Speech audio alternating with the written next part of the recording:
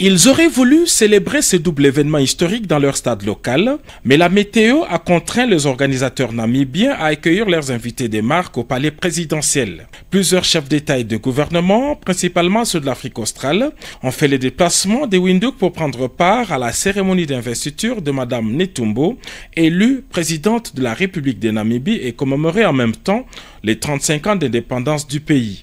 Arrivé ce vendredi matin, le président de la République, Félix-Antoine Tshisekedi Tshilombo, a participé à cette cérémonie en sa qualité de champion de la masculinité positive, plébiscité par ses pairs de l'Union africaine. Comme le veut la tradition, le président sortant a remis les attributs du pouvoir au président de la Cour constitutionnelle, qui les a remis à son tour à la présidente élue.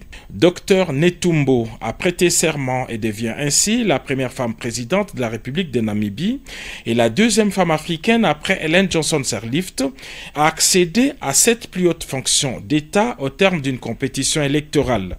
Dans son discours d'investiture, la nouvelle présidente de la République de Namibie a pris l'engagement de créer des emplois, de poursuivre l'œuvre de la prospérité, de lutter contre la corruption et d'ouvrir davantage son pays à des partenariats gagnant-gagnant. L'événement est tellement historique qu'il a mobilisé, outre les chefs d'État de la SADC, des anciens dirigeants de la région et toutes les personnalités féminines africaines ayant exercé la fonction présidentielle. La présidente de Tanzanie, Madame Samia Suluhu Hassan, s'est félicitée du leadership féminin. Âgée de 73 ans, la nouvelle présidente de la République a un cursus politique exceptionnel. Entrée en politique à 14 ans, elle a milité au sein de l'Organisation du peuple du Sud-Ouest africain, SWAPO, où elle a franchi tous les échelons jusqu'à la présidence du parti. Plusieurs fois ministre, puis vice-présidente de la République, Dr Netumbo va désormais présider à la destinée de ce jeune pays de l'Afrique australe, l'un des plus stables et prospères d'Afrique.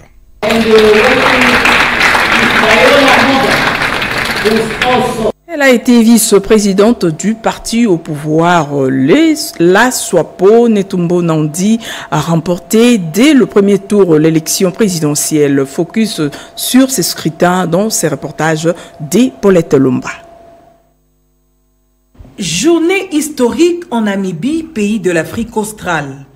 Elle, c'est la toute première femme élue présidente de la République depuis l'indépendance de la Namibie.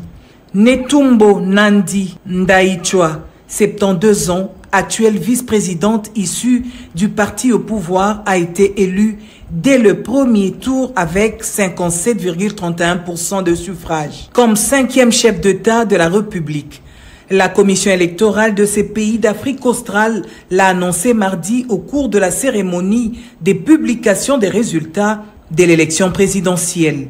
Le parti de celle que le pays surnomme NNN, l'Organisation du peuple du Sud-Ouest africain, la SWAPO, dirige la Namibie depuis son indépendance en 1990.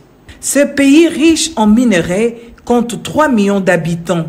Le premier opposant, Panduleni Itula, arrive loin derrière avec seulement 25,50% de voix dans cette élection qui a connu une forte participation, mais aussi de nombreux cafouillages. Les élections présidentielles et législatives du 27 novembre ont dû être prolongées à 2 reprises en raison de problèmes logistiques et techniques, avec notamment une pénurie de bulletins de vote. Plusieurs chefs d'État africains et de gouvernements ont effectué les déplacements à Windhoek, capitale de la Namibie, pour assister à la cérémonie d'investiture et des prestations de serment du nouveau chef d'État. Parmi eux, le président de la République démocratique du Congo, Félix-Antoine Tshisekedi Tshilombo. À Kinshasa, la première ministre Judith Suminwa a présidé hier la 36e réunion du Conseil de ministres. Parmi le point, le respect de la suspension de l'exportation et de mesures réglementaires de la commercialisation du cobalt. Le compte rendu avec le porte-parole du gouvernement, le ministre de la Communication et des Médias, Patrick Mouyaya. Suivez. La communication du président de la République lue par la première ministre chef du gouvernement a porté sur un seul point, à savoir du respect de la suspension des exportations et des mesures réglementaires d'encadrement de la commercialisation du cobalt et d'assainissement de sa chaîne d'approvisionnement. Le président de la République a rappelé que le 22 février 2025, après une évaluation approfondie du marché du cobalt, dont notre pays est l'un des principaux producteurs, l'autorité des régulations et des contrôles de marché des substances minérales stratégiques ARECOMS a annoncé une série de mesures visant à rétablir l'ordre et à garantir une gestion optimale de cette ressource stratégique. Parmi ces mesures figurent la suspension temporaire des exportations de cobalt en provenance de la République démocratique du Congo, une décision essentielle pour mettre un terme à la commercialisation anarchique et préserver les intérêts économiques nationaux. Cette mesure figure parmi tant d'autres déjà évoquées lors de la 35e réunion ordinaire du Conseil des ministres du 14 mars 2025, traduisent la volonté du gouvernement de restaurer l'intégrité et la souveraineté de notre secteur minier. Le président de la République a noté avec satisfaction une amélioration notable des cours du cobalt qui, depuis l'application de la suspension, ont enregistré une hausse de plus de 50%, passant de 21 150 à 33 300 $ américains. Ces niveaux, le plus élevé depuis mai 2023, valident l'approche adoptée par le gouvernement et permet d'envisager à court terme un rétablissement significatif des contributions en revenus de l'État issues de l'exploitation de cette ressource. Plus encore, a-t-il souligné, cette dynamique ouvre la voie à une transformation locale accrue, réduisant notre dépendance aux exportations brutes et favorisant la création d'une chaîne des valeurs à haute valeur ajoutée au sein de notre économie. La plénière d'hier à la Chambre basse du Parlement a adopté le calendrier de la session de mars 2025 et a prorogé pour la énième fois l'état des sièges en vigueur dans les provinces du Nord Kivu et de l'Ituri. Suivez. L'Assemblée nationale a tenu ce vendredi 21 mars 2025 sa première plénière après l'ouverture de la session ordinaire de mars 2025. 2 points étaient inscrits à l'ordre du jour, à savoir l'adoption du calendrier parlementaire et la prorogation de l'état de siège au Nord Kivu et en Ituri. Dans son allocution, le président de l'Assemblée nationale, l'honorable Vital Kamerhe, est revenu sur la situation sécuritaire dans l'est du pays, réitérant les soutiens du Parlement aux populations meurtries de l'Ituri, du Nord et Sud Kivu, ainsi qu'aux forces armées de la République et les Wazalendo. À mon nom et au nom de tous les élus du peuple, je tiens à leur exprimer notre profonde compassion et notre soutien plein et entier dans les preuves qu'ils traversent. Qu'ils sachent que nous ne les oublions pas, que leurs souffrances sont aussi les nôtres et que la paix sera restaurée sur l'ensemble du territoire de la République démocratique du Congo. Après son adoption en conférence des présidents, le calendrier de la session a été soumis aux députés et validé. Il comprend des matières non législatives dont la validation des mandats des nouveaux élus, l'examen des rapports des institutions et les contrôles parlementaires. Côté législatif, plusieurs projets et propositions de loi sont inscrits, notamment sur la ratification d'une convention sur la lutte contre le terrorisme et la modification du code pénal. Enfin, la plénière a examiné et adopté la prorogation de l'état du siège dans les 2 provinces sous menace sécuritaire présentée par les vice-ministres de la Justice et Contentieux international. Enfin, la plénière a examiné et adopté la prorogation de l'état de siège dans les 2 provinces sous menace sécuritaire présentée par les vice-ministres de la Justice et Contentieux international Samuel Mbemba Kabouya, qui a, au nom du gouvernement, présenté ces textes afin de solliciter son vote par la plénière. Le texte a été approuvé à la majorité et prendra effet après promulgation par le chef de l'État, Félix Antoine Tshisekedi Tshilombo.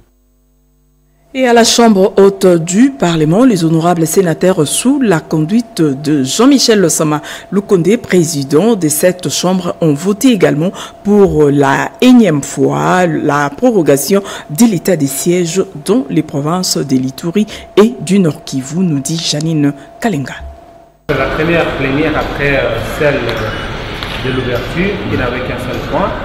Aujourd'hui, c'était une journée très chargée en activités parlementaires. Le président a daigné d'abord recevoir les groupes provinciaux de l'Ituri, du Nord Kivu, du Sud Kivu, du Maniema et de Tanganyika pour qu'ensemble nous puissions réfléchir sur la situation sécuritaire présentement dans ces différentes entités.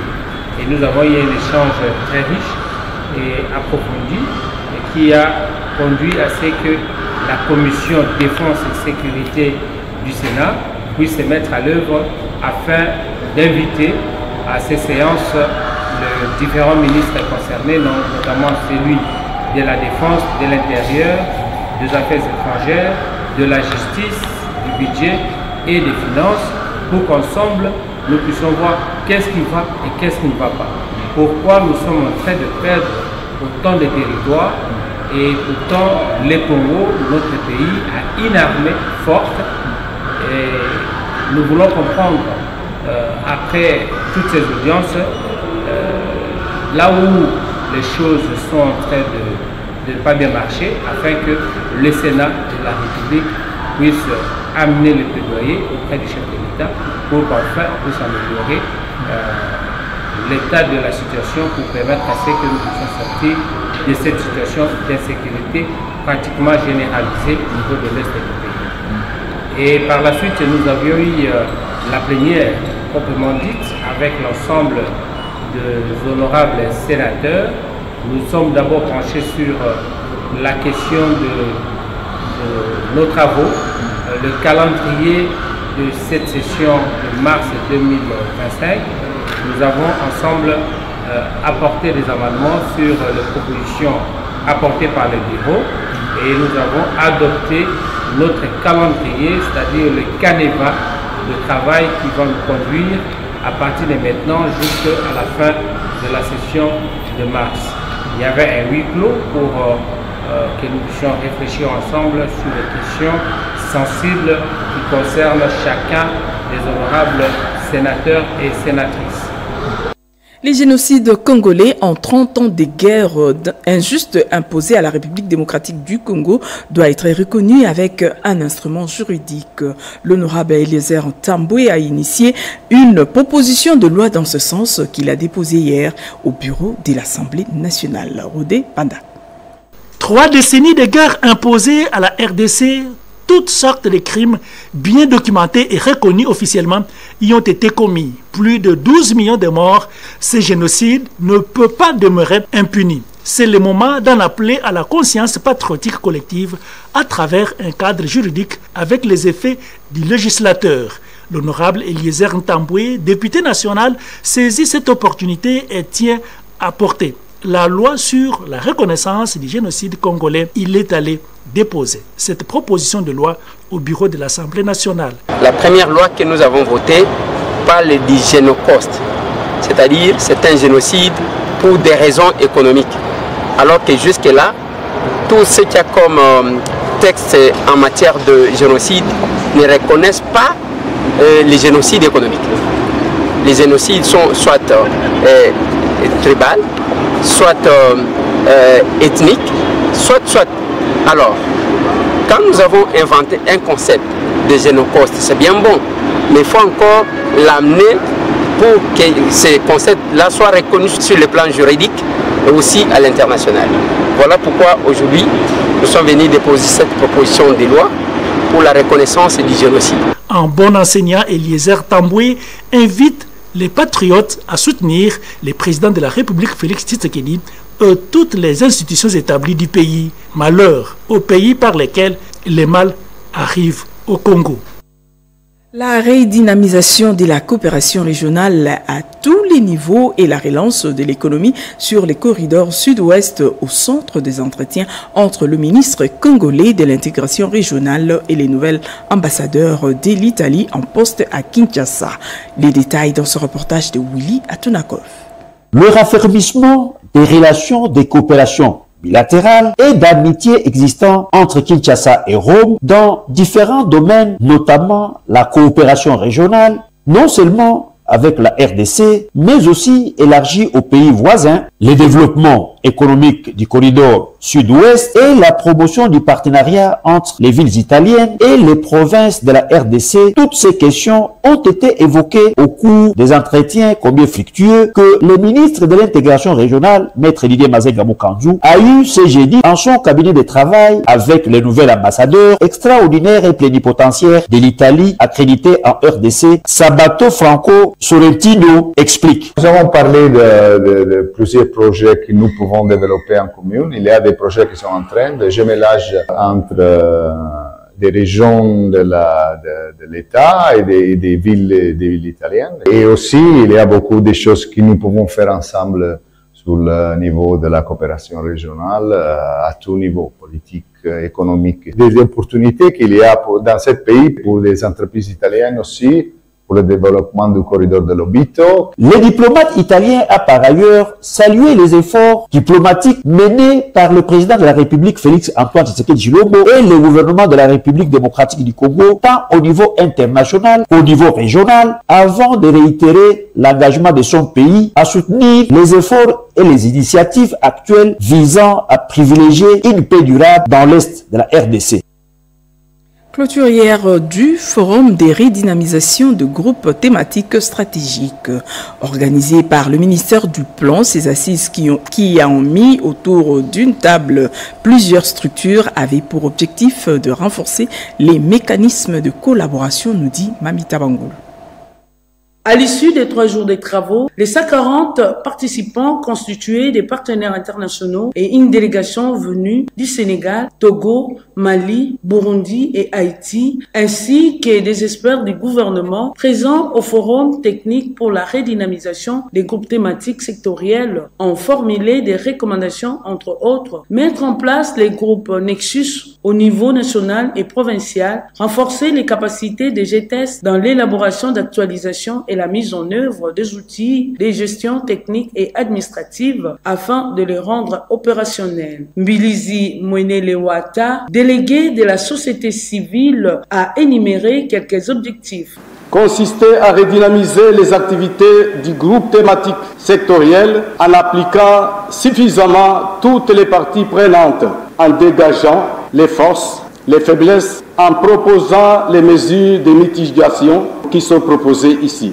Pour Suzanne Kassende, représentante des partenaires techniques et financiers, toutes les recommandations formulées servent dans une commune au niveau sectoriel. Le travail des groupes thématiques sectoriels est essentiel pour renforcer les synergies et favoriser une approche cohérente et intégrée dans les domaines cruciaux du développement durable tels que la santé, l'éducation, l'environnement. Au nom du vice-premier ministre, ministre du Plan, le secrétaire général au plan Daniel Epembe s'est dit satisfait de jouer pleinement le rôle d'espace de concertation, permettre par ailleurs d'apporter des réponses appropriées aux défis de développement en RDC. Mettre en place une petite équipe qui va s'occuper de la production de la dite feuille de route. Cela permettra à ce qu'on puisse intégrer les recommandations du forum que nous avons la charge de clôturer ces jours. Notons que ces travaux ont connu du succès avec les partages d'expériences du groupe de coordination des partenaires de pays amis.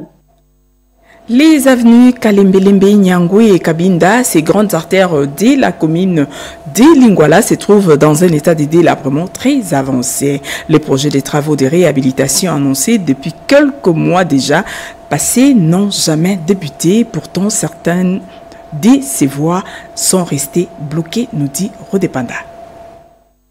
La détermination de renouveler la voirie dans la ville de Kinshasa était visible. Ici et là, on pouvait bien observer les travaux en exécution. Mais cet élan s'est stoppé et la population en pâtit. Dans la commune de Lingwala, voici l'image de ces grandes avenues et artères principales. L'avenue Kabinda, au croisement avec l'avenue de Zuileri, pas de passage. Sur Nyangwe, à la sortie du rond-point Zuileri, la situation est déplorable. Sur Kalembelembe, se trouve dans un état d'impraticabilité. Pourtant, devant les bâtiments de cette municipalité, l'avenue Kalembelembe a été barrée et bloquée depuis plusieurs mois au motif que les travaux de réhabilitation devraient débuter. Jusqu'à ce jour, rien n'est fait. Les engins abandonnés. Personne ne sait donner des explications. La population victime de ce silence ne sait pas à quel sens se vouer et lance un cri de détresse. On a bloqué la route, rien ne s'est fait. On ne comprend rien. Les mamans qui se débrouillent ici sont pénalisées.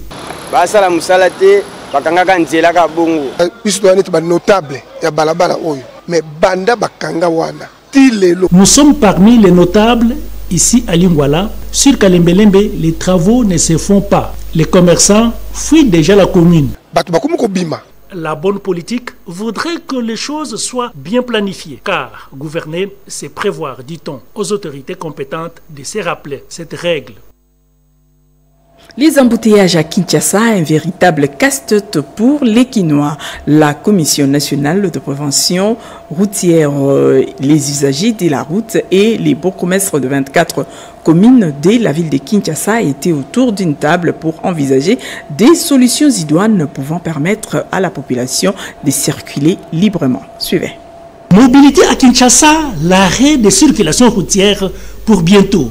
Cette évidence a obligé le lancement ce jeudi, 20 mars 2025, des échanges relatifs à l'évaluation des stratégies et adoption de nouvelles mesures à implémenter dans la lutte contre les embouteillages à Kinshasa. Pendant 4 jours, les délégués de toutes les parties prenantes dans la gestion de la route, mieux de la circulation routière en RDC, devront établir un programme commun afin de lutter efficacement contre les embouteillages. Selon le président de la CNPR, Bienvenue Mouniasoubi, cette initiative vise à impliquer tout le monde à bien jouer son rôle dans le but de promouvoir la fluidité de la circulation dans la ville. Les résolutions sur les embouteillages dans la ville de Kinshasa, qui a des délocalisations des arrêts, la sensibilisation, la formation des chauffeurs, il y a les implantations de panneaux de signalisation ainsi que de marquage au sol. Il y a des localisations de marchés pirates avec toutes les parties prenantes qui ont autorité et pouvoir sur telle résolution et telle autre. Nous sommes tous ensemble pour nous activer afin de les mettre en pratique et trouver absolument solution à ces défis des embouteillages dans la ville province de Kinshasa. La gestion de la route et la circulation routière étant une question multisectorielle, chaque partie est invitée à un engagement sérieux pour non seulement obliger les usagers de la route au respect du code de la route et de la signalisation, mais aussi lutter contre ces phénomènes, embouteillages et autres antivaleurs sur les chaussées. Être maquilleuse est devenu aujourd'hui un métier et une passion pour les jeunes dames. Il y a de celles-là qui l'apprennent à l'école et d'autres dans des centres de formation. Mami Lela Yafa nous propose les parcours d'une d'entre elles qui a tout appris sur l'État. Suivez. Elle s'appelle Francine Moussaoungoy, profession maquilleuse. C'est par un concours de circonstances que cette licenciée en économie monétaire de l'UPN est devenue maquilleuse professionnelle. Et depuis, elle met en exergue toute sa créativité et son sens artistique pour mettre en valeur les visages, en les métamorphosant pour exalter la beauté. C'est venu comme ça, j'ai pas fait de formation ou quoi que ce soit, c'est venu comme ça. Au fil du temps, j'ai perfectionné la chose et aujourd'hui c'est ma profession et ma passion. Mademoiselle Moussaou s'embarque ainsi dans ce métier qui est très exigeant et où la compétition est rude. Et pour atteindre sa clientèle composée en grande partie de dames, elle met à profit tous les moyens de transport usuels, notamment la moto en cas d'embouteillage et à pied lorsqu'il y a urgence. Son téléphone fait office d'un véritable bureau, un carnet d'adresses très fourni. Par rapport à la clientèle, généralement, on me contacte, soit par mes réseaux sociaux qui sont Instagram, TikTok, soit sur WhatsApp. Pour les mariés, par exemple, je prends des rendez-vous des mois avant, histoire de bien faire mon planning. Mais pour la survie de ce métier, il se pose un problème sérieux d'acquisition des matériels et des produits de travail. Tous les produits qui sont généralement sur les marchés, des produits nigériens qui sont à la mode là tout maintenant. Un métier certes qui nourrit son homme, pourtant en cette période du mois de mars, mois de la femme où elle est très sollicitée, il est à remarquer que la demande a pris une courbe descendante. Au mois de mars comme ça, comme c'est le mois de la femme, il y a vraiment beaucoup de clientèle. Mais là, en ce moment, par rapport à la situation du pays, les histoires de fêtes et autres sorties, c'est quand même assez calme. Pour un meilleur encadrement de ce métier, Francine Moussaou plaide pour la mise en place d'une structure d'encadrement et la création aussi d'un cadre juridique pour valoriser cette profession qui fait appel à la créativité. Dans la province du Haut-Ouélé, les étudiants de l'université des Ouélé à Isiro ont repris les cours après quelques jours de tension autour des frais académiques. C'est grâce à l'implication du gouverneur des provinces. Suivez. Après quelques jours de troubles, la paix est revenue à l'université de l'Ouélé-Essé, aussi grâce à l'implication personnelle du gouverneur de province Jean Bakomi Togambou, qui s'est érigé en sapeur-pompier. C'est pour se rassurer de l'apaisement des esprits qu'il a reçu dans son cabinet, à présence de son vice Christophe Daramatata, tous les chefs d'établissement basés à Isiro pour une harmonisation de vues autour de la question des frais académiques, pomme de discorde entre les étudiants et leurs autorités académiques. Jean Bakomi Toki appelle au respect strict de l'instruction 026, a même réaffirmé son engagement à apporter progressivement son appui aux institutions. Au nom de ce père, le révérend père recteur de l'université de l'Ouélé, professeur Christophe Marie Moga, en sa qualité de président de la conférence des chefs d'établissement du Haut-Ouélé, remercie le gouverneur Bakomito pour avoir agi à bon père de famille. Nous remercions son excellence le gouverneur, l'autorité de nous écouter par rapport à tout ce qui s'est passé à l'université. Les étudiants de l'université revendiquaient qu'on puisse autoriser qu'ils payent les frais académiques au taux du marché, qui n'appartenait à aucun comité de gestion et même pas au gouverneur de pouvoir fixer un taux. Et on s'est donc tous mis d'accord. Les frais académiques sont fixés en dollars. Ils sont payés à la banque et c'est la banque qui vous dira à quel taux il faut payer. Deuxième réclamation des étudiants, c'était par rapport à la hausse au niveau des frais connexes pour l'effort de construction ainsi que la mobilité des enseignants. Nous allons donc nous réunir au comité de gestion pour pouvoir comment trouver une solution par rapport à ça. Le bourgmestre intérimaire de Fungurume vient de doter les équipements adéquats à la brigade d'assainissement. Suivez. Déterminé à améliorer la qualité du travail de son personnel, le bourgmestre intérimaire de la commune de Fungurume, l'honorable Aline Makano, vient de se démarquer une fois de plus en offrant à la brigade d'assainissement des équipements de service, bottes, bêches, aspirateurs, gants de main et autres accessoires pour permettre de rendre un service de qualité dans son entité. Assainissement oye, commune ya Fungurume oye, tuna mama accent sana tu as Yves Tuvika. Au nom de tous mes collègues, les agents de l'assainissement de notre commune de Fungurume, nous remercions notre autorité, Maman Bougumestre, pour nous avoir donné les équipements. Ces équipements vont nous permettre de mieux travailler pour assainir notre environnement, pour rendre notre commune plus propre qu'avant. Nous voulons que la commune de Fungurume soit une commune la plus propre de la République. Merci encore, Maman Bougumestre. Merci, maman.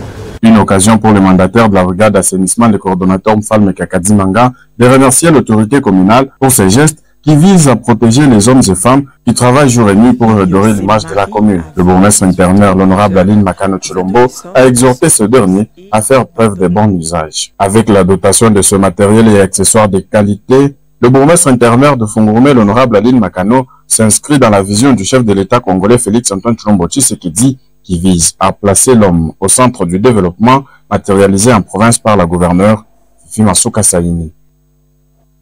À Chikapa, 30% des filles se marient avant 18 ans. Plusieurs adolescentes sont grosses et abandonnent l'école. Un constat fait par IPAS qui a organisé un dialogue provincial pour lutter contre les mariages précoces. Suivez. Du 20 au 21 mars 2025, la salle de la Rose de Chikapa a servi de cadre au dialogue provincial d'évaluation de l'approche CETES, qui est une initiative de lutte contre les mariages précoces, les grossesses précoces et l'abandon scolaire. La cérémonie d'ouverture a été effectuée par la ministre provinciale du genre, famille et enfants, Alphonsine Boundoulou-Zanga. Le gouvernement provincial du Kasaï s'engage à prévenir les grossesses précoces en améliorant l'accès à l'éducation, à l'information et aux services de santé reproductive adaptés aux jeunes.